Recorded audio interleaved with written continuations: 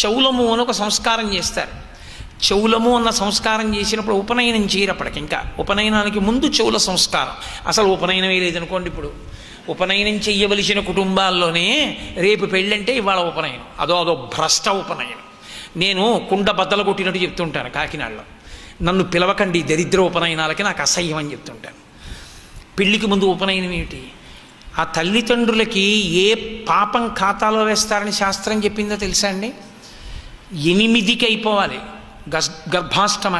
గర్భాష్టమానికి ఉపనయనం చెయ్యకుండా బలవత్తరమైన కారణం ఉంటే 12 దాటిన తరువాత ఆ తల్లిదండ్రులు కొడుక్కి ఉపనయనం చేయకపోతే 104 జ్వరంతో సంధి ప్రేలాపనతో కొడుకు ఇంట్లో ఉంటే వాడిని పడుకోబెట్టి ఇంటికి తాళం వేసి భోగానుభవం కోసం తిరిగినటువంటి దౌర్భాగ్యులైన తల్లిదండ్రులకి ఏ పాపం చుట్టుకుంటుందో అది ప్రతిరోజు వాడి ఖాతాలో వేస్తారు.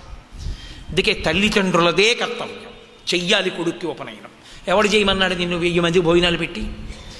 చక్కగా ఈశ్వరుడి దగ్గర కూర్చోపెట్టి ఉపనయనం ఎందుకు చెయ్యాలో అందుకు చేసి కొడుకుతో సంధ్యావందనం చేయించలేవా?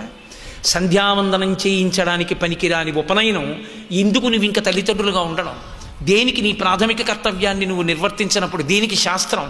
కాల్చనా పెళ్లి ముందు ఉపనయనం చేయమని ఎవడు చెప్పాడు నిన్ను? ఆ పెళ్లికి పైగా ఓ పిలుప, ఆ ఉపనయనానికి వెళ్ళి ఆశీర్వచనమా? వాడు అసలు జీవితం మొత్తం మీరు ఎప్పుడూ సంధ్యావందనం చేయడం. 60 ఏళ్ళు వచ్చేస్తాయి, 70 ఏళ్ళు వచ్చేస్తాయి.